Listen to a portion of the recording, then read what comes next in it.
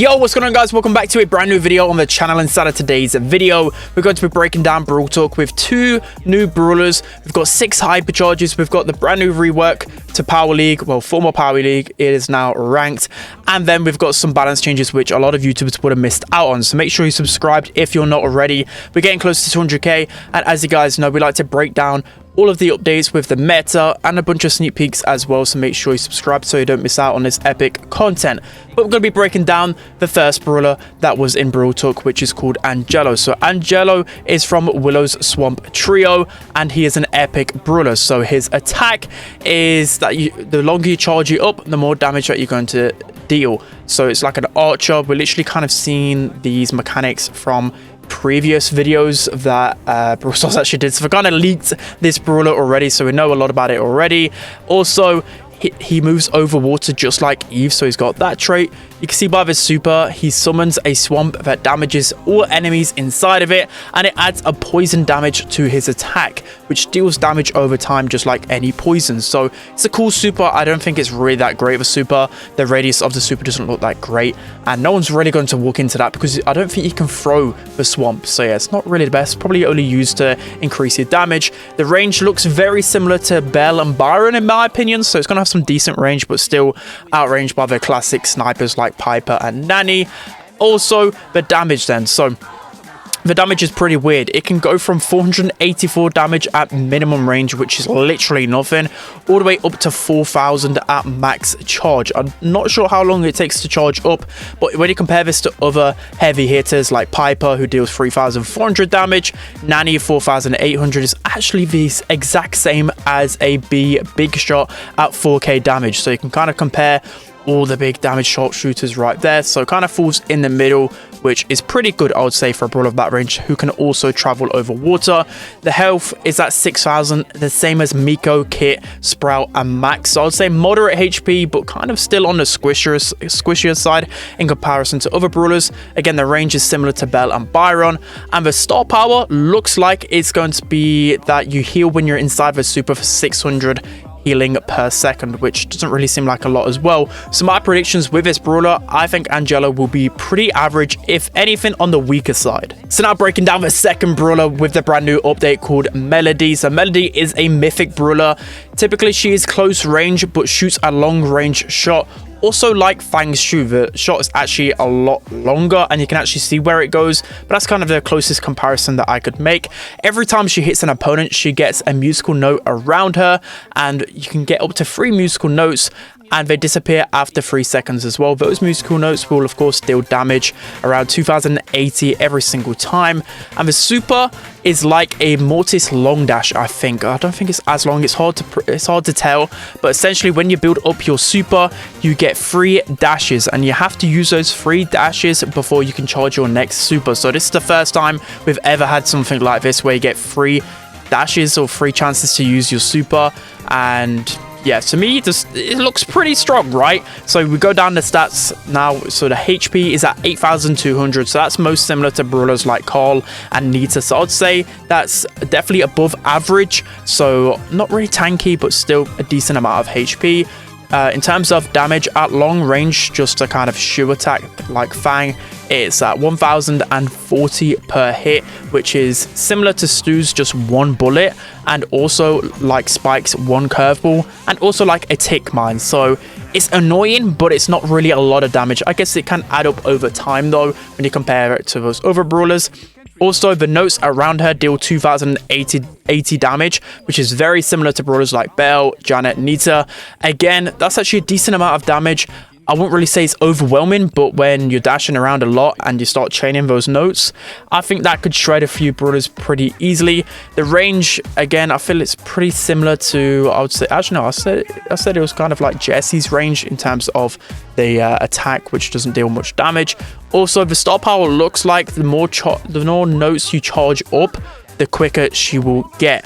I'm not too sure if that is literally the case, but I've seen when she built up 1 note, she had like a little speed icon, so we'll have to see by that. But in terms of the overall how I feel about her, I think she'll be broken. I think she'll be S tier for sure. 3 dashes with 1 super to me is just insane. Now we're going to be diving into the hypercharges, and this is normally the juicy stuff, but to me, I think the hypercharges are actually really underwhelming this time, but let's break them down. So Cordelius's hypercharge, all it does is slows enemies down in the Shadow Realm. To me, I don't think that's really that strong. I mean, it is strong, but I was expecting something different with Cordelius. Like, already has such a big boost in the Shadow Realm. I don't think a slow is going to help, and a slow is just pretty boring, right? But I guess it's going to help him confirm kills quicker. The next one, which I think is going to be completely broken, it is Buzz's hypercharge. This means that he has infinite supers and stuns with that super. I think it's going to be completely broken. He'll be the best brawler in the game 100% if he keeps that stun. For me, they need to nerf this before it hits the game, because it's going to break the game completely. You'll be able to stun lock someone literally all the time. It's just too much, right? It's going to be like Fang all over again. I'm calling it right now. The next one is El Primo's hypercharge. So he gets a bigger super, so it's easier to hit your super, and the brawlers get sucked in like a Jackie super. So typically Primo, when you jump onto someone, they get pushed away, but now they'll be pushed towards you, which is actually helpful, so then you can start charging your next super. The next brawler that's getting a hypercharge is Bell. So we already knew about this one. I was expecting something different. So Bell's super now homes in on the target. I think this hypercharge is absolutely terrible, like awful. It's already pretty easy to hit her super in my opinion. I was expecting something like maybe it shocks brawlers around her. I just don't like this hypercharge. It's not worth buying this one. It's not cool enough in my opinion.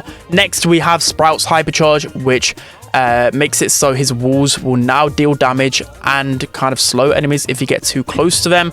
Again, I kind of expected this because that's just how you'd envision kind of the Sprout walls. They look quite prickly, like they'll be pretty annoying. But again, I'm not really impressed by this hypercharge. I think it's pretty boring, and it's not going to be good whatsoever. It's not really going to impact things because you run away from Sprout's wall anyway. I mean, I guess in some ways it might be a little bit toxic. We'll have to wait and see. And the last one I think is going to be really strong as well. If I was having to rank them all, I'd put Buzz and BB's near the top. So BB's bubble splits when it hits an opponent, which can be very toxic. Imagine it's in 5v5. You'll be getting team wipes like crazy. But yeah, I think it is going to be pretty strong, especially in game mode like Heist, where your bubbles actually get a lot of damage. Those are the hypercharges. So just to quickly recap, I think Buzz and BB's are going to be the best. I think Bells and Sprouts are going to be terrible. El Primo and Cordelius are going to be pretty good. So now we have the balance changes, which again, I think most people will miss out on these. You know, typically people just care about the content, but a lot of people, especially on my channel, care about the balances. So the first one that I noticed, again, blink if you miss it, at 1 minute 12 in the video, Barley's super deals 1,520 per tick, which is a small increase, about a 200 increase in damage to the super, which again, Barley has been struggling, so he'll definitely benefit from this. I don't think it's going to make him overly meta, but it's a nice change. So next up on the buff list, we have Otis. So Otis's main attack damage has gone to 920 damage from 880, so just a 40 damage increase. But again, Otis has just fell under the radar. He can't keep up with all of these hypercharged tanks and whatever else, so you can see it because of the damage taken by Fang. So I think this will be a good change and will help Otis out a little bit. So next up on the buff list, we have El Primo. So his main attack damage has gone up to 760 damage. So there was like 15-20 seconds of a Primo attacking where you can see that the damage has been clearly increased. You can see he can just damage an opponent a lot. It used to be 720 damage per punch. So this is going to be great for El Primo. I feel like he's really going to be meta. We have an attack damage buff. We have a hypercharge. He's going to be, I would say, at least towards the A tier. And then finally for the buff list, we have Hank potentially. So there was about 2 or 3 clips that I've seen in Brawl Talk, and it just looks to me that Hank is charging his bubble faster. I might be seeing things because I'm extremely biased when it comes to Hank, but this could be a good change. You'll have to let me know whether you agree with this one. Okay, so now we have 2 nerfs which I've seen in the Brawl Talk, which a lot of people would have been expecting anyways. The first one is going to be with Larry. His attack damage has gone down to 1,400 all the way from 1,680. So that's nearly a 300 decrease in damage. He dealt so much damage before this nerf. I think it's going to impact him a lot. And then lastly, we have Amber's attack damage. So you can see in a few clips that Amber's attack damage has been nerfed to 420 per flame, gone down from 440. So that's actually in between.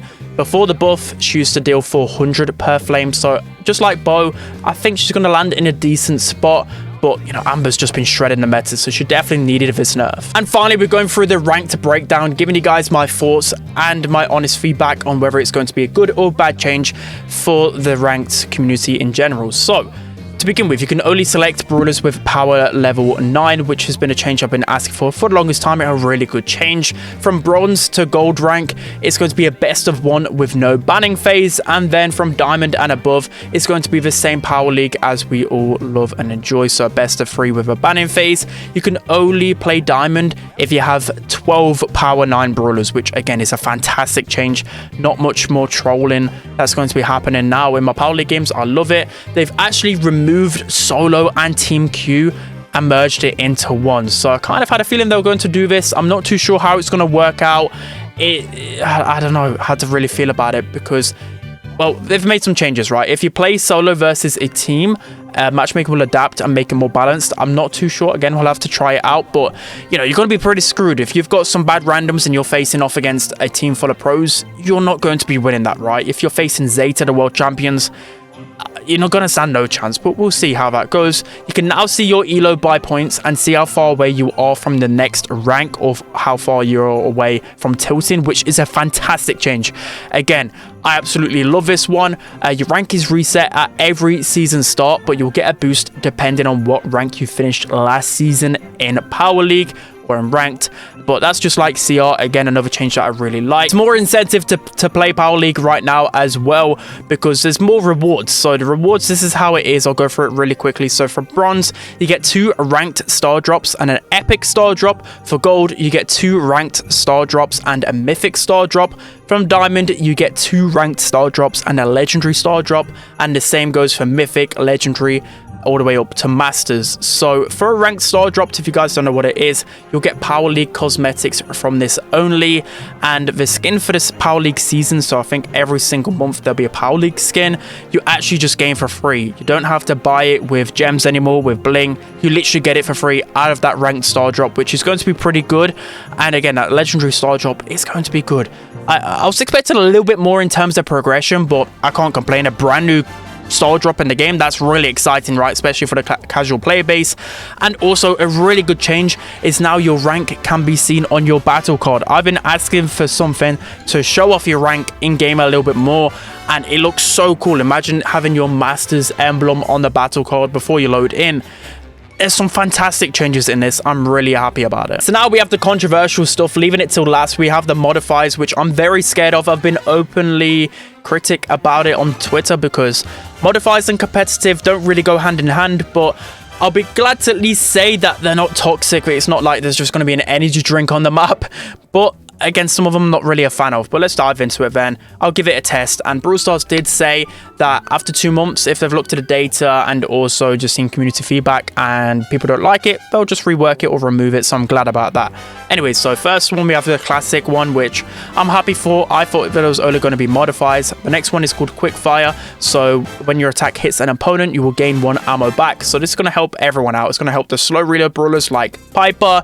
It's going to help fast reload brawlers because they'll literally have infinite ammo. So I'm interested where that will lean the meta towards. The next one is called timed detonation. So it progressively destroys the environment. So I'm not too sure if it's random or if it's like from the outside closing in, but it's eventually just going to break open the whole map. Again, I'm not too sure about that one. I don't really enjoy the whole map being broken up, to be honest. The next one is called Big Friend.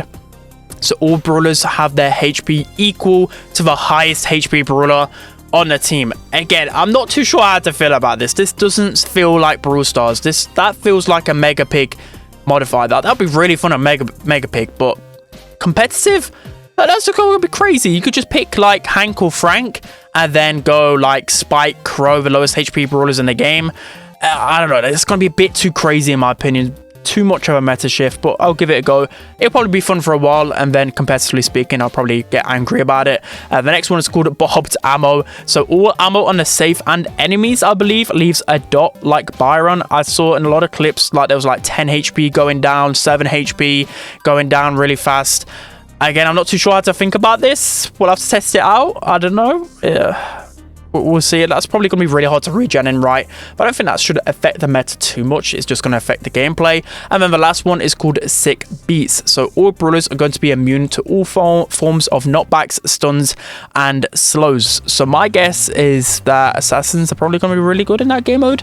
I don't know. I kind of like this. At the same time, might be a bit toxic. We'll have to wait and see. I don't know. I just don't know how to feel about it, to be honest. Like, I want to give you guys my honest opinion. My opinion before seeing them, I thought they were going to be a lot worse, but I'm just scared of modifiers. I just feel like it's going to ruin the competitive integrity, and it's just going to make the game better for the casuals, but worse for the OGs and the higher end players. But again, we're not the majority, we're the minority, and that's kind of what they tell us all the time. But we'll have to test it out. All right, we'll have to test it out. I'll give you guys all the information as soon as I get it on who is meta on every single one of those modifiers. I'll be grinding ranked a lot just because it's a big change, and it does look fun. I think, again, the only thing I've got to complain about is modifiers, but we'll give it a test. We'll see how things go. So that's going to be it for today's video, guys. I hope you enjoyed that. Don't forget to like, comment, and subscribe, and I'll see you guys next time.